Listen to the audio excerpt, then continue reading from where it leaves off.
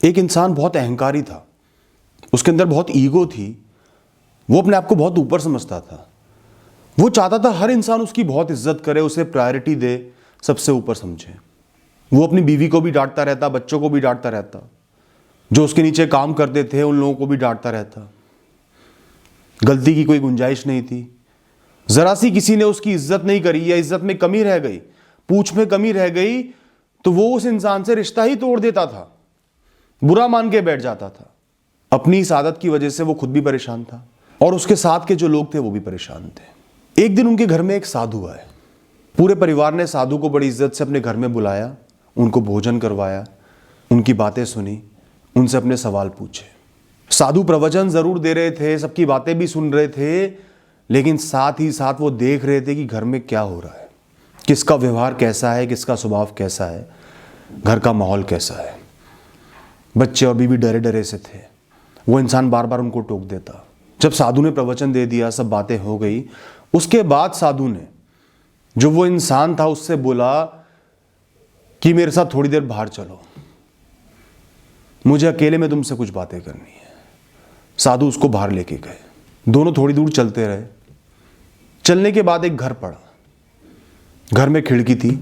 साधु उस इंसान को खिड़की के करीब लेके आया और कहा कि जरा देखो क्या हो रहा है। उस घर में भी एक जवान आदमी था, छोटे छोटे बच्चे थे, एक औरत थी। वो जवान आदमी उन बच्चों को सुना रहा था, गुस्सा कर रहा था, डांट रहा था कि मैं तुम पर इतना खर्चा करता हूं, तुम्हारे लिए इतनी मेहनत कर रहा हूं, मेरे सामने बात करने की तुम्हारी हिम्मत नहीं होनी चाहिए, मेरे से जबान लड़ाने की हिम्मत नहीं होनी चाहिए, तुम्हारे जीवन में भगवान का स्थान मेरा होना चाहिए। कुछ दूर आगे चले, एक और घर की खिड़की में झांका, वहां एक औरत अपने बच्चों से ऐसा ही बर्ताव कर रही थी। मैं तुम्हारे जीवन का निर्वाह कर रही हूं, तुम्हें मेरे काम करने ही पड़ेंगे, मेरे हिसाब से चलना ही पड़ेगा, मेरे हिसाब से जीना पड़ेगा। इस तरीके से वो साधु उस इंसान को 2-4 घरों पे ले गया। बाहर खिड़की से दोनों ने झांका और लगभग एक जैसा ही चित्र वहां पर देखा, जैसा उसके अपने खुद के घर में भी था। इसके बाद साधु उसको थोड़ी दूर लेके गए। एक छोटा सा घर था, उसके बाहर एक खिड़की थी। उन्होंने कहा अब यहां से झांको। खिड़की से थोड़ी ही दूर पर एक चारपाई बिछी हुई थी। वहां पे एक बहुत ही बुजुर्ग इंसान लेटे हुए थे। चेहरे पर हैरानी, परेशानी, दुख था। उनका बेटा एक कुर्सी पर बैठकर अपनी बीवी से बातें कर रहा था। वो धीरे धीरे कुछ कहने की कोशिश कर रहे थे, हिम्मत जुटा रहे थे बोलने की। फिर उन्होंने अपने बेटे को अपनी एक जरूरत के बारे में बताया। उनको कुछ चाहिए था, बहुत जरूरत थी। बहुत धीरे धीरे बोले, डरते हुए बोले। बेटे ने भी सीधे सीधे जवाब नहीं दिया, गुस्से में तन्ना कर बोला हो जाएगा, जब समय आएगा हो जाएगा, बार बार मत बोलो। वो बुजुर्ग झेप गए और चुपचाप अपना मुंह फेर लिया। इसके बाद ये लोग एक और घर में गए। वहां पे भी एक बुजुर्ग की ऐसी हालत थी। वो एक कोने में पड़े हुए थे और अपने बच्चों की तरफ देख रहे थे, उनसे बात करने की कोशिश कर रहे थे, पर ज्यादा लोग ध्यान नहीं दे रहे थे। इसके बाद वो साधु उस इंसान को एक पेड़ के नीचे ले गए। वहां एक चबूतरा था, दोनों जाके उस पर बैठ गए। साधु मुस्कुराए और बोले, मैंने तुमको तुम्हारा आज भी दिखा दिया, मैंने तुमको तुम्हारा कल भी दिखा दिया, कैसा लगा? दोनों तरीके के घरों में झांककर ही उसको बुरा लगा। पहले घर में यह देखकर बुरा लगा कि कैसे एक इंसान नाजायज हक जमा रहा था, दूसरों को नीचा दिखा रहा था, जो निर्भर थे उनको दबा रहा था, जबकि वो खुद ऐसा ही था। और आगे वाले घरों में जो बुजुर्ग लोगों की दुर्दशा थी, वो देखकर भी उसको बहुत दुख हुआ। साधु बोले कि जो पहले वाले घर थे, तुम्हारा जीवन भी ऐसा ही है, तुम भी आज इतने ही अहंकारी हो, तुम भी लोगों पे इतना ही दबाव बना रहे हो। और जो आगे वाले घर थे, जो उन बुजुर्ग की हालत थी, वो तुम्हारी हालत होने वाली है। कल को जब तुम बूढ़े हो जाओगे, बुजुर्ग हो जाओगे, निर्भर हो जाओगे, तुम्हारा ये अहंकार धराशायी हो जाएगा, टूट जाएगा, तब तुम भी ऐसे ही मजबूरी में जीवन जियोगे। और हर क्षण, हर छोटी छोटी बात पर जो अहंकार तुमने पूरे जीवन में जमा किया, खड़ा किया, वो टूटेगा, हर पल दुख में बीतेगा। क्या तुम ऐसा जीवन जीना चाहते हो?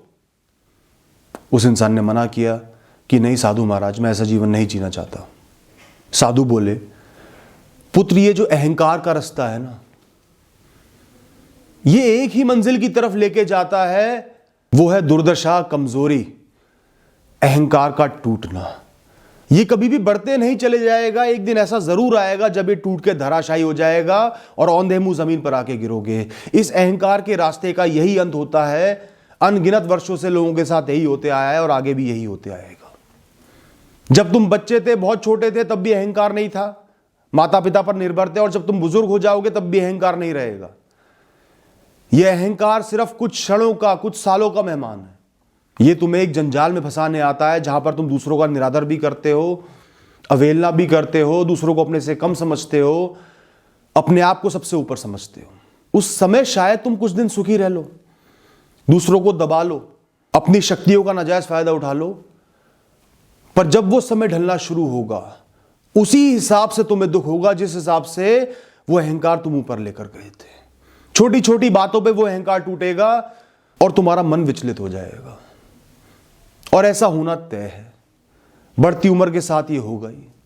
कितना ही पैसा जमा कर लो, कितनी ही दौलत जमा कर लो, कितने ही ऊपर बढ़ जाओ, कितने ही फेमस हो जाओ, धीरे धीरे तुम्हें आना वापस शून्य पर ही है।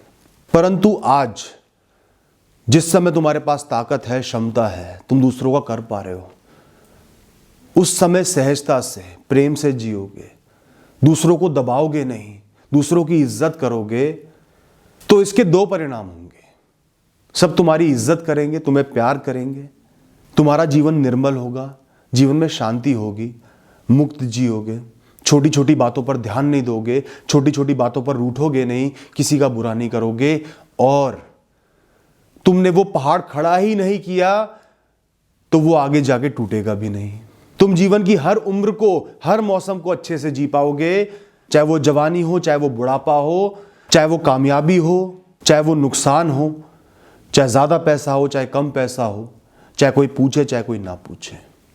जो चीज जितनी जल्दी ऊपर जाती है उतनी जल्दी ही नीचे जाती है, उतनी ही गहराई में पहुंच जाती है। और तुम अपने स्वभाव को जीवन भर एक जैसा रखोगे तो वो उठक पटक जीवन में नहीं होगी, और बुढ़ापे में भी लोग तुम्हारी इज्जत करेंगे।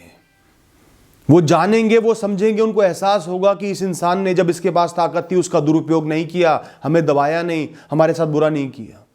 उनके मन में ये बात हमेशा रहेगी। और अगर तुम्हारी पूछ हो भी ना, ज्यादा कोई ध्यान दे भी ना, तुम किसी पर निर्भर भी हो जाओ, तो वो बात तुम्हें बहुत चुभेगी नहीं। तुम्हारा ध्यान अपने जीवन पर होगा, जीवन को पूरा करने में होगा, मन को शांत रखने में होगा। तो आज ये जो तुम पहाड़ खड़ा करे जा रहे हो, हर दिन ईंट से ईंट जोड़ते जा रहे हो, इसको अभी रोक दो, तुम्हारा ही फायदा है। उस दिन के बाद से उस इंसान का जीवन बदल गया। वो घर में प्रेम से रहने लगा, चाहे बीवी हो, बच्चे हो, माता पिता हो, सबसे प्रेम से रहता, इज्जत करता, किसी को दबाता नहीं, उनकी भी बात सुनता, उनके मन की भी जानता। और जब वो बूढ़ा हुआ तो अहंकार ने उसको तोड़ा नहीं, और घर वाले भी इज्जत करते रहे। थैंक यू दोस्तों।